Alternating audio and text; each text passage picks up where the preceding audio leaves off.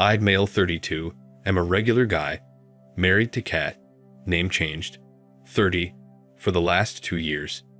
We dated for 2 years before getting married. Things are not good between us lately. It all started 2 months ago when my wife came up to me and suggested that we open up the marriage to spice up our life.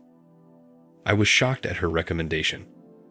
I never imagined that she would ask for this. Guys, I'm not being an entitled or a controlling husband, but after knowing Kat for so many years, it is hard to believe that she wants to try this out. Let's admit that open marriage is a risky game, and more often than not, it ends up hurting at least one of the partners, and in most cases, both of them. I made it very clear to her that open marriage is a complete no for me. It's not that I don't want to explore things or spice up our married life, but I want those to be within the realm of a closed marriage, with no third human being involved in it. She was disappointed because it's a rare occasion that I deny her something. I love her dearly, and more often than not, obliged to all her demands, even if it becomes a compromise for me. Although she didn't say anything after that conversation, but I could sense that she was not taking it well. I wanted to get into the roots of the situation. I wanted to understand her thought process behind the suggestion. I started questioning my ability in bed. I wanted to talk her out, but she kept herself shut. Kat is a consultant and has a hectic work schedule. She often has to work in different time zones, which takes her work-life balance for a toss. I too have a busy work schedule, but I don't have to stretch beyond our time zone, so I'm better off in that way. Due to her work schedule, I wasn't able to discuss my concerns with her. I blamed myself for snapping at her with an impulsive no. I should have asked for more context before passing on my decision. I felt awful. Nearly 2 weeks after that incident, one day, I got home early for work and prepared her favorite meal for dinner. She was delighted at my gesture. We hugged and spent quality time with each other. I used that opportunity to ask her about her proposal for an open marriage. She immediately switched the gear into a frustration mode, accusing me of tricking her into a mind game. I did not trick her into anything. I just wanted to have a good time with her and understand her point of view on an open marriage. That's it. I lost my mind at her accusations and asked her blatantly if I was unable to satisfy her needs. She opened up after that. She told me that she got a bunch of interns in her office who are just out of college in their early 20s. They party wildly and hook up at any given opportunity. Their interesting tales of adventure have put these ideas of open marriage in her head. She admitted to having a fear of missing out when her young colleagues discussed their cool lives of wild parties and thrilling hookups. I heard her out, and I got her point of view. It is natural for any human being to get swayed by shiny objects.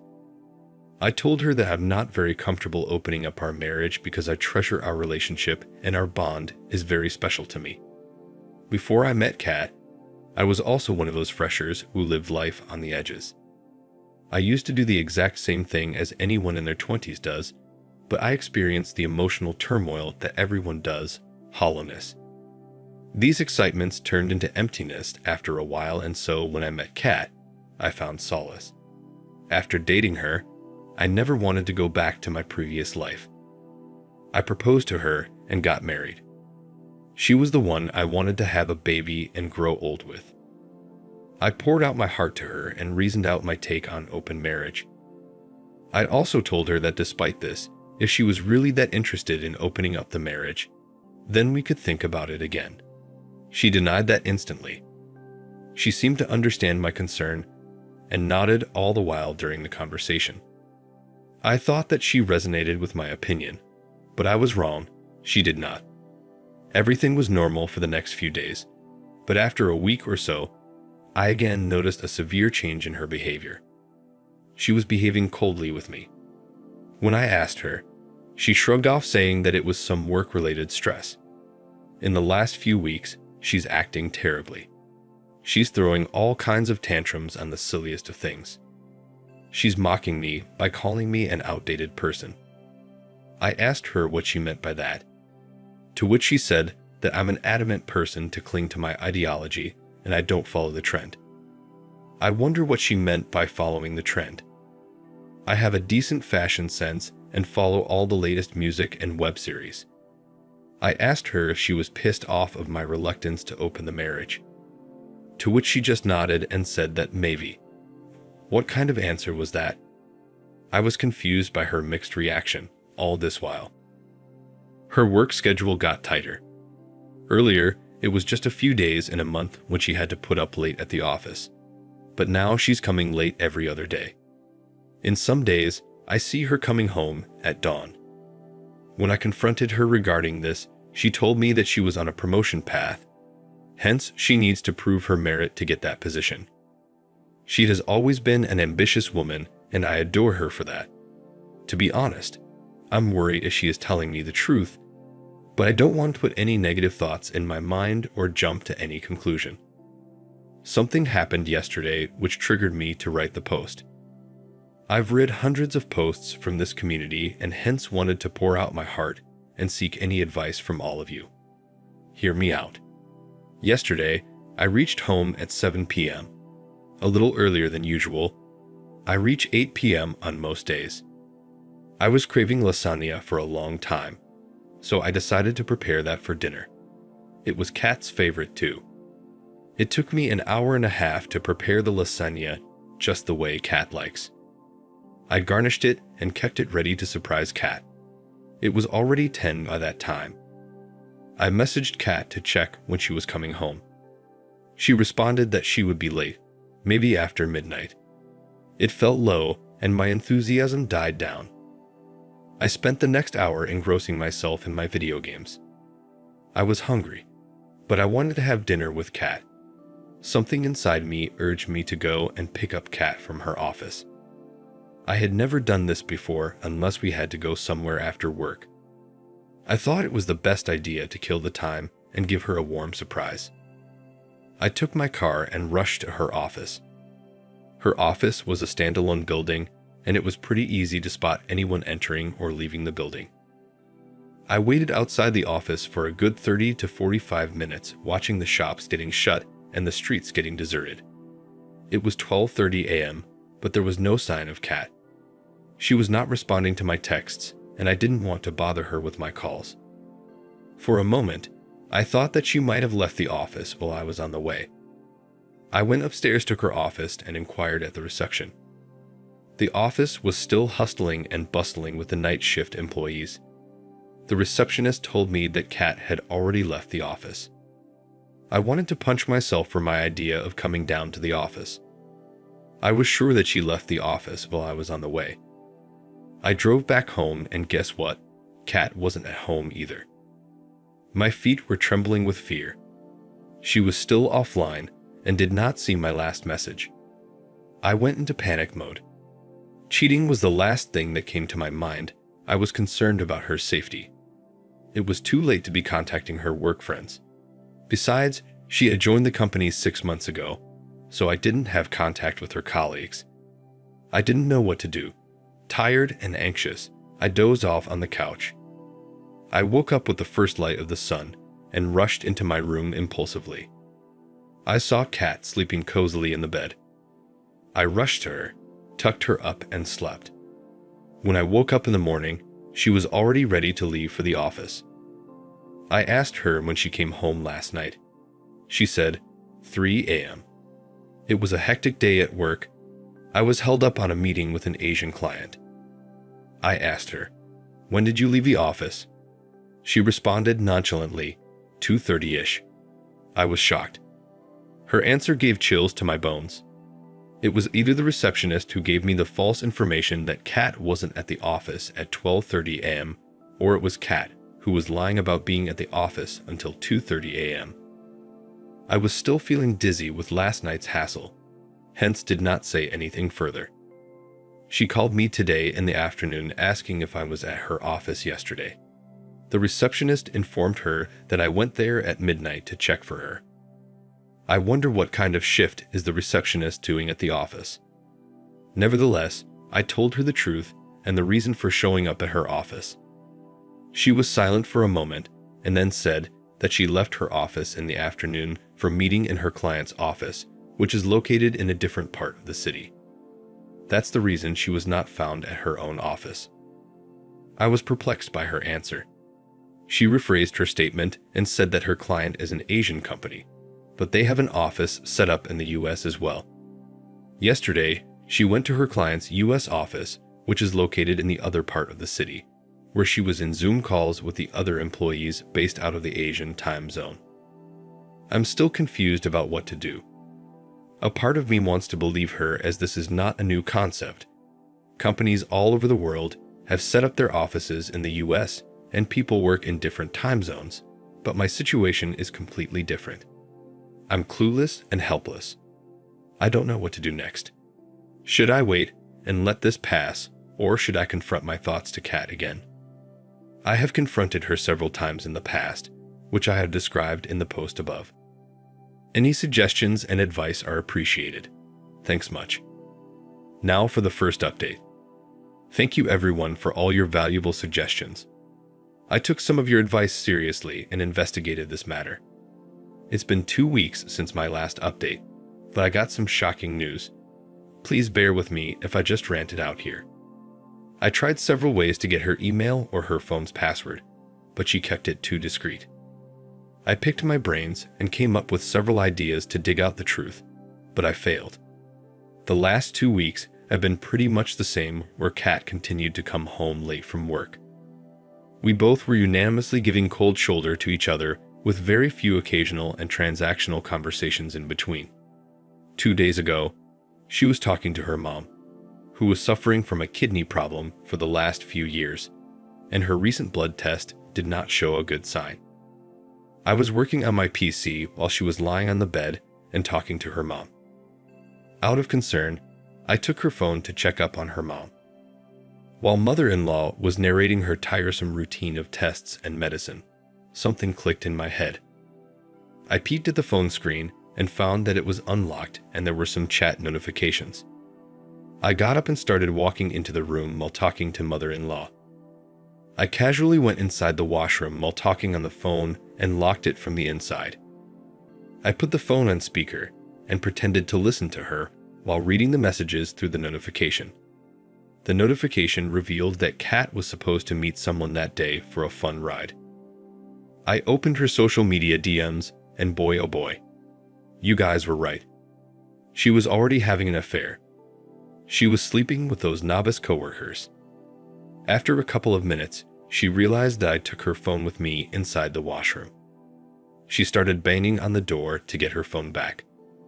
I didn't have enough time to read all the conversation line by line, so I scanned her gallery to find some concrete proof. The gallery was filled with explicit pictures of my beautiful wife in a compromising position with her coworkers. I emailed all those pictures to myself and deleted the history. She is cheating on me with her multiple colleagues. I felt so sick that I wanted to throw up. Meanwhile, my wife kept knocking on the door asking for her phone back. I couldn't bear to hear her nagging voice. I unlocked the door, swiftly passed her the phone, and locked the washroom again.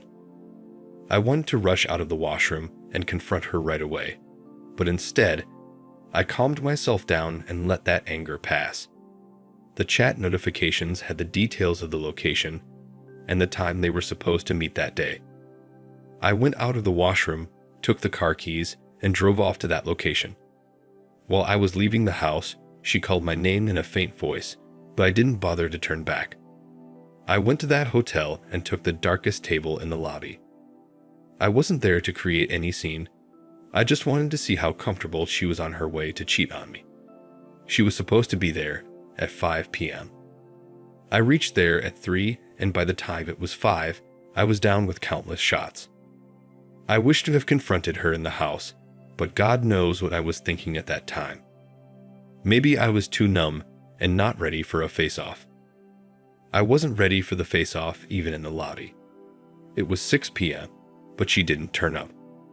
I thought that she got a whiff that I might be there, and they would have changed the location. Nevertheless, I was too drunk and drained to pick my brains at that time. I sat there and continued to gulp my drinks. It was almost 7 when I saw Kat. With that sight, my world came crashing down. My vision was blurred by then. Like, come on. 4 hours of drinking can do a lot more than blurred vision. I faintly remembered what happened after that. I was reacting in autopilot mode. I got up and staggered my way to the reception area where she was registering her entry. I tapped her on the shoulder and said, "Good luck with your fun ride." I might have said something else too, but this is the summarized version of whatever I blurted out at that moment. She held my hand and said that she could explain. I don't remember what else she said. I could only recollect that I shrugged her off, freeing my arms from her claws, and stormed out of the hotel. I hailed a cab to my friend's place and passed out at his door. The next thing I remember is waking up on my friend's couch yesterday afternoon. I slept for 16 hours straight. It was Sunday afternoon. My friend, Lee, made me some lunch along with fresh lemonade. I narrated to him my entire sob story. He asked me to immediately freeze all the joint accounts, change the passwords, and get an STD test done right away. For someone who had been betrayed so badly, money and all these privacy checks were the last of the concern. I reached out to my phone, which was lying dead. I plugged in on the charger and switched it on. The moment the screen appeared, it got flooded with notifications of 100 plus missed calls, 50 plus voicemails, and countless messages of pleading. I ignored all of it. After a few minutes of switching on the phone, I started getting calls and messages from her again. I blocked her from all platforms. I felt so disgusted that I didn't even read her messages and emails completely. Today is Monday. I've called in sick for the next few days at my office. I don't know how to deal with this. I've been drinking heavily and want to run away from all of this. I don't know what to do now. My friend is Googling some of the best lawyers in the vicinity as I write this post. I'll keep you all posted. Now for the second update. It's been 2 months since the last update. Thank you for all the PMs and care on my posts. After reading the comments on my last update, I decided to take back charge of my life, and as suggested, I immediately froze all the joint accounts, changed the password of all the vulnerable data, and got STD tests done. Thank God nothing came out of the tests. Lee helped me find a lawyer, and I shared all the pictures with him that I collected from Kat's phone. I settled with Lee for a while until the divorce is settled. He was looking for a roommate, so it's a fair deal for him too. All this while, Kat has been trying to contact me, pleading with me to get back together and start fresh. She contacted Lee and begged him to help her reconcile the marriage. She told him that she loved me and all those hookups meant nothing to her. She was just exploring herself. She wanted to feel desirable. I don't know, guys, if I am missing in action on these Gen Z concepts of feeling desirable, or if this entire concept itself is a sham. I don't know. After a few days of my last update, I sent Lee to my house with the keys to pick up my stuff. I was hoping that she would be at the office, considering that it was a normal working day, but Lee found her at home. She broke down in front of Lee and asked him for help. He was smart enough to tell her that I was put up in a hotel and not at his home. He knew that she could show up at his apartment and create a scene. She informed Lee that she has left that job. She confessed that it all started when those bunch of interns started flirting with her at work. They made her feel desirable and beautiful again. They got her to taste all kinds of stuff and experience all those activities in which they were involved, including the illicit ones. She started the physical thing as a one-time experience, but later got addicted to that thrill. Those guys were interns and did not make enough money, so they preyed upon their senior, Kat, to pay their bills. Eventually, she did realize that they were sucking onto her money, but by then, she was already enjoying that life. Lee asked her why she did not confess all these to me before.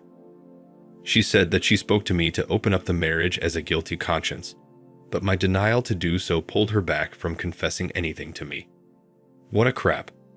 What was the point of asking for an open marriage after cheating on me? Kat has been resisting signing the divorce papers and has shifted the blame on me, that it was I who has motivated her to go for those one-night stands to gain some experience. What a lame excuse. Nonetheless, she could not prove her false claims.